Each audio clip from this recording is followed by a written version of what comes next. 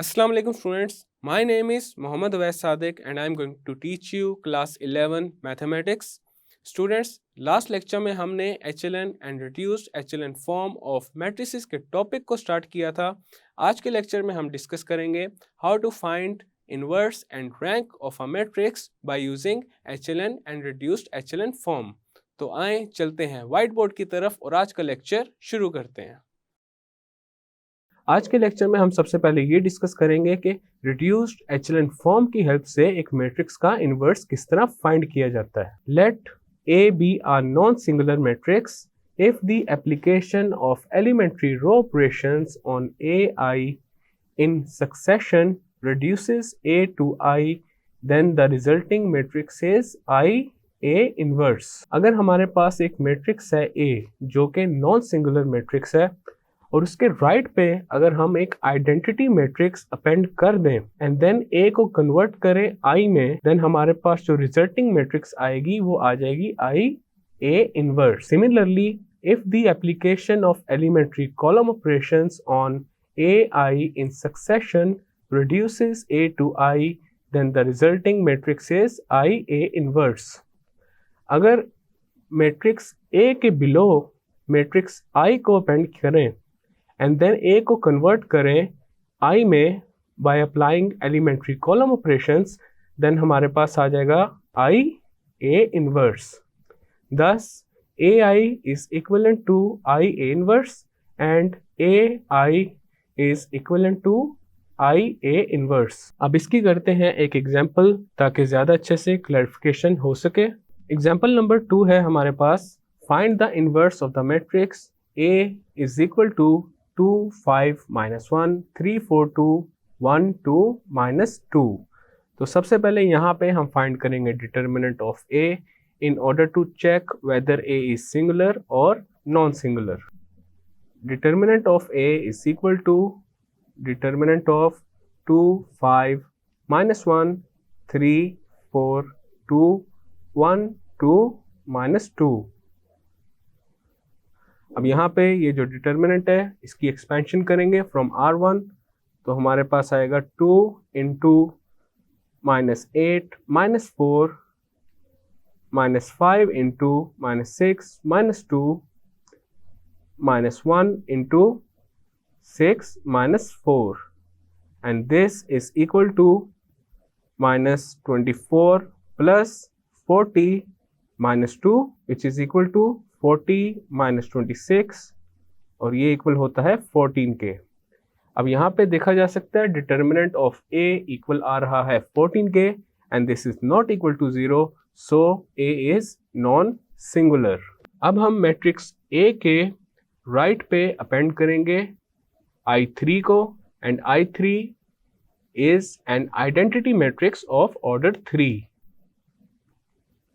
Appending I3 on the right of the matrix A, we have 2 5 -1 3 4 2 1 2 -2 और इस matrix के right पे हमारे पास आ जाएगी आइडेंटिटी मैट्रिक्स ऑफ ऑर्डर 3 1 0 0 0 1 0 0 0 1. ये आ चुकी है हमारे पास ऑगमेंटेड मैट्रिक्स. अब यहाँ पे इस ऑगमेंटेड मैट्रिक्स के लेफ्ट पे हमने I3 बनाना है, तो ऑटोमेटिकली राइट साइड पे हमारे पास आ जाएगा ए इनवर्स. अब हम अप्लाई करेंगे कुछ एलिमेंट्री रो ऑपरेशंस. तो सबसे पहले यहाँ पे देखा जा सकता है रो 1 में जो लीडिंग एंट्री है वो है 2 और इसको हमने बनाना है 1. तो यहाँ पे हम रो 1 को इंटरचेंज करेंगे रो 3 के साथ. Interchanging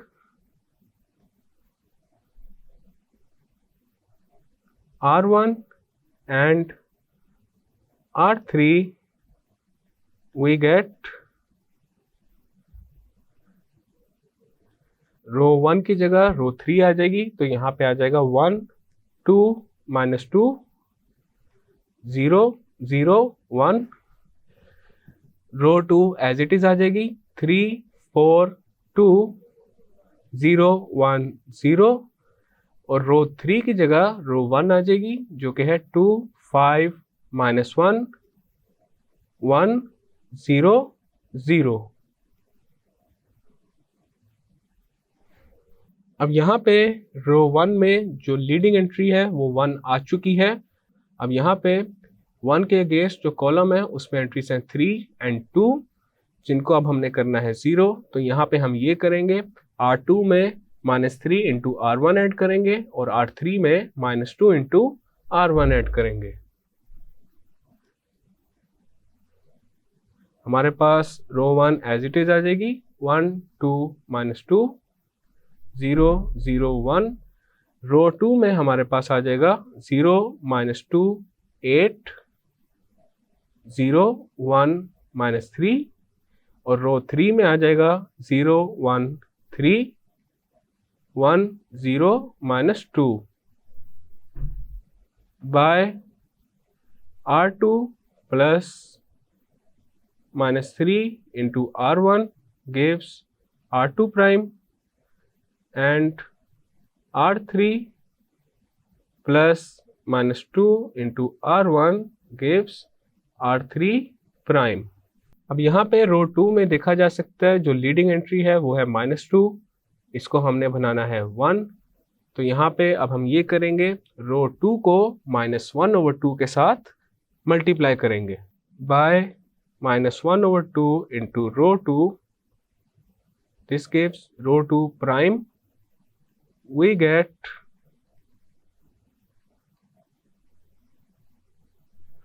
row 1 as it is आ जाएगी 1 2 -2 0 0 1। रो 2 में हमारे पास आ जाएगा 0 1 -4 0 -1/2 3/2। एंड रो 3 भी एज इट इज आ जाएगी 0 1 3 1 0 -2। अब हमारे पास रो 2 में लीडिंग एंट्री 1 आ चुकी है और इस लीडिंग एंट्री के अगेंस्ट जो कॉलम है उसकी एंट्रीज को अब हमने बनाना है 0। और इसके अगेंस्ट जो कॉलम है उसमें एंट्रीज हैं 2 एंड 1, इनको बनाएंगे 0। तो उसके लिए हम ये करेंगे, R3 में -1 इंटू R2 को ऐड करेंगे और R1 में -2 इंटू R2 को ऐड करेंगे। तो हमारे पास आ जाएगा 1 0 6 0 1 -2। R2 एज इट इज आ जाएगी 0 1 -4 0 -1/2 3/2। और R3 में आ जाएगा 0 0 7 1 1/2 -7/2 bye R3 plus into -1 R2 gives R3 prime and R1 plus -2 into R2 gives R1 prime। अब यहाँ पे थर्ड रो में देखा जा सकता है जो लीडिंग एंट्री है वो है 7, इसको बनाएंगे 1। तो यहाँ पे रो 3 को मल्टीप्लाई कर देंगे 1/7 के साथ by 1/7 into R3 gives R3 prime। Then हमारे पास ऑगमेंटेड मैट्रिक्स आ जाएगी 1 0 6 0 1 -2 0 1 -4 0 -1/2 3/2 0 0 1 1/7 1/14 -1/2। अब यहाँ पे रो 3 में लीडिंग एंट्री 1 आ चुकी है। अब इसके अगेंस्ट जो कॉलम है उसकी एंट्रीज हैं 6 एंड -4, जिनको अब हम बनाएंगे 0। तो यहाँ पे हम ये करेंगे, R1 में -6 R3 को ऐड करेंगे और R2 में 4 R3 को ऐड करेंगे। रो 1 में हमारे पास आ जाएगा 1 0 0 -6/7 4/7 1।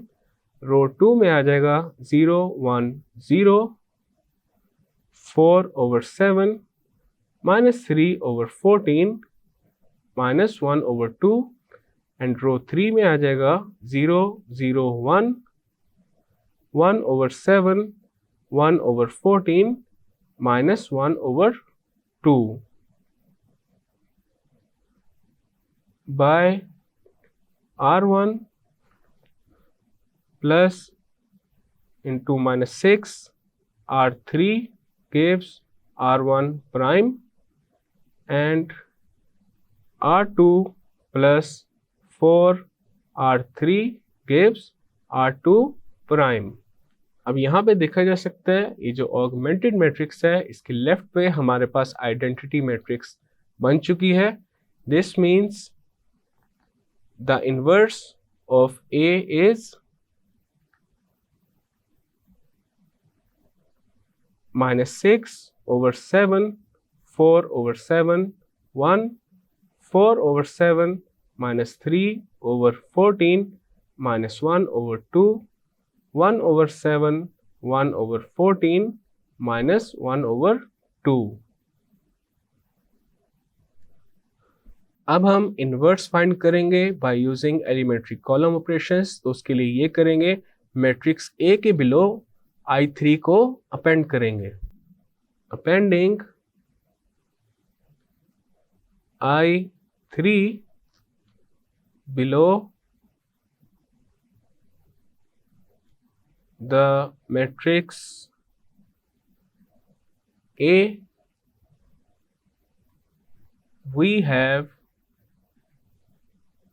2 5 -1 3 4 2 1 2 -2 और यहाँ पे हमारे पास आ जाएगा 1 0 0 0 1 0 0 0 1। ये आ चुकी है हमारे पास ऑगमेंटेड मैट्रिक्स। तो सबसे पहले हम यहाँ पे ये करेंगे, कॉलम 1 को कॉलम 3 से इंटरचेंज करेंगे। इंटरचेंजिंग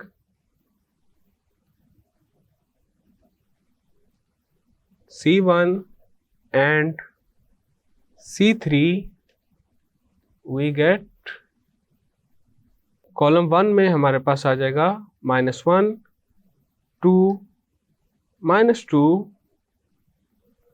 0 0 1।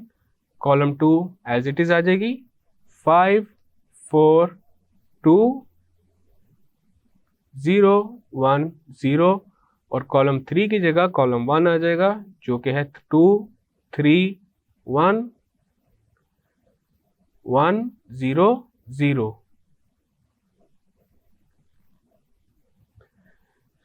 नेक्स्ट हम ये करेंगे, कॉलम 1 को -1 के साथ मल्टीप्लाई कर देंगे। तो कॉलम 1 में हमारे पास आ जाएगा 1 -2 2 0 0 -1 5 4 2 0 1 0 2 3 1 1 0 0। यहाँ पे आ जाएगा bye -1 into C1 gives C1 prime. अब यहाँ पे देखा जा सकता है कॉलम 1 में हमारे पास लीडिंग एंट्री 1 आ चुकी है, तो इसके अगेंस्ट जो रो है उसकी एंट्रीज को अब हमने बनाना है 0। तो हम यहाँ पे ये करेंगे, कॉलम 2 में -5 इंटू कॉलम 1 को ऐड करेंगे और कॉलम 3 में -2 इंटू कॉलम 1 को ऐड करेंगे। तो हमारे पास आ जाएगा 1 -2 2 0 0 -1। कॉलम 2 में आ जाएगा 0, 14 minus 8, 0, 1, 5 और कॉलम 3 में आ जाएगा 0, 7 minus 3,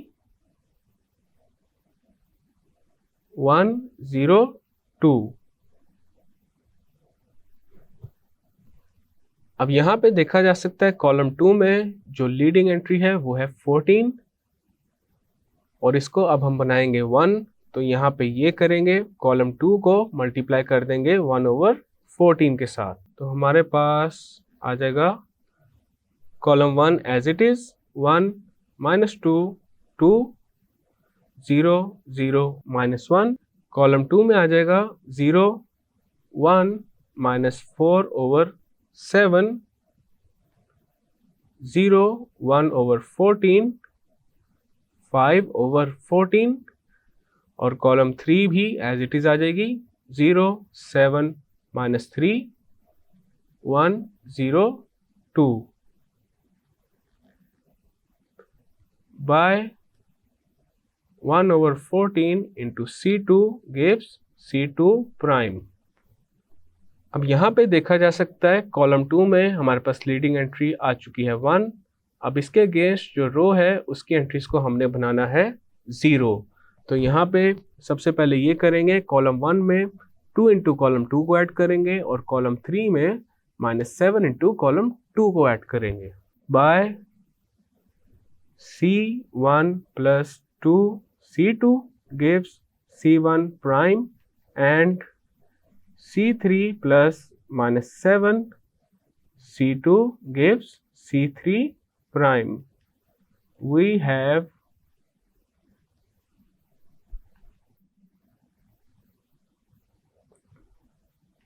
कॉलम 1 में हमारे पास आ जाएगा 1, 0, 6/7, 0, 1/7 minus 2/7।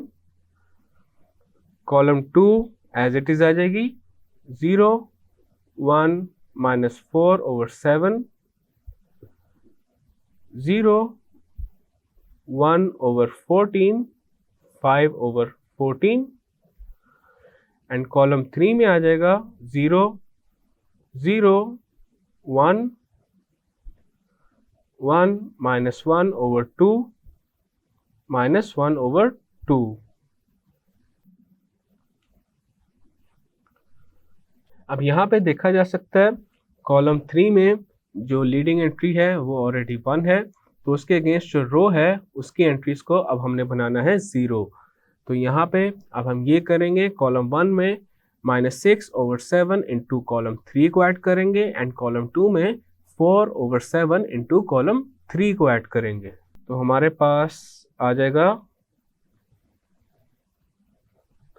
कॉलम 1 में आ जाएगा 1, 0, 0 -6/7, 4/7, 1/7।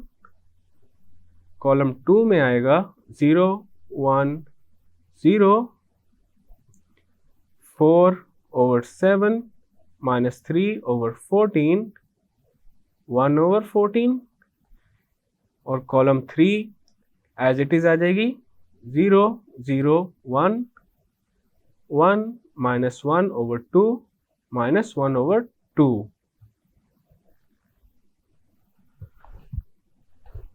by C1 plus -6/7 C3 gives C1 prime and C2 plus 4/7 into C3 gives C2 prime।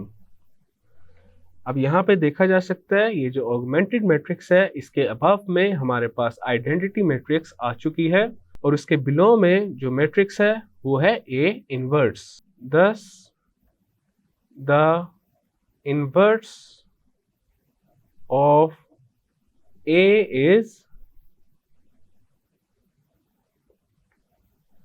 -6/7, 4/7, 1, 4/7 -3/14 minus 1 over 2, 1 over 7, 1 over 14 minus 1 over 2.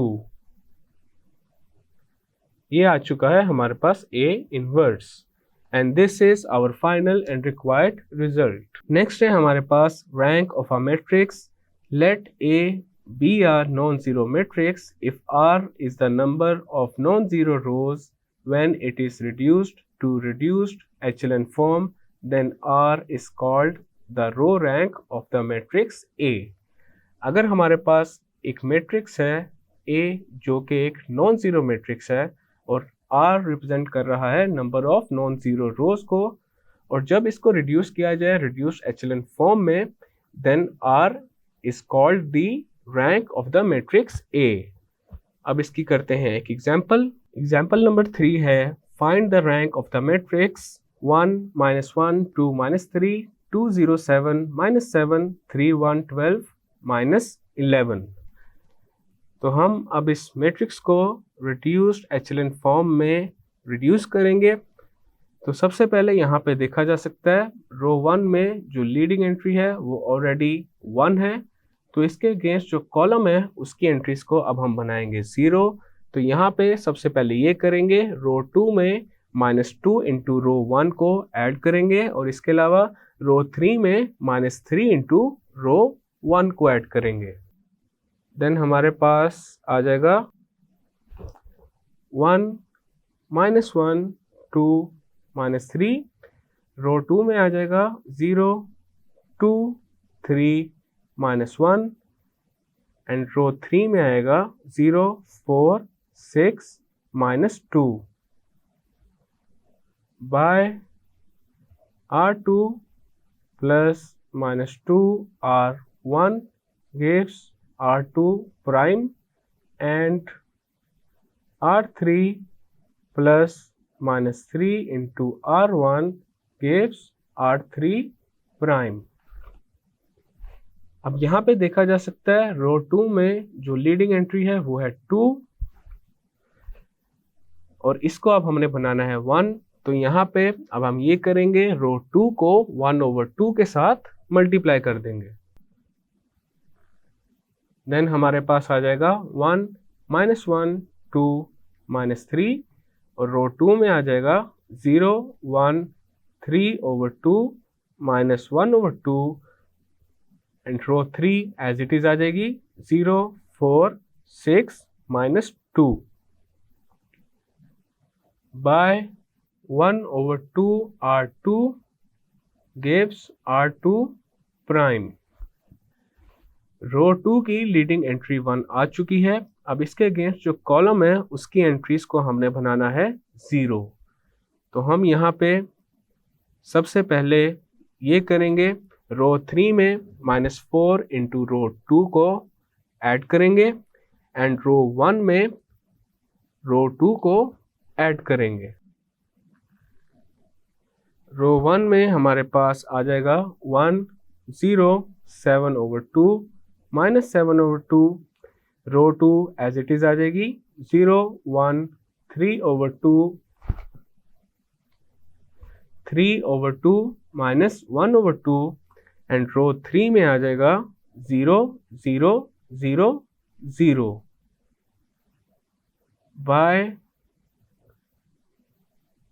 R3 plus -4 into R2 gives R3 prime and R1 plus R2 gives R1 prime.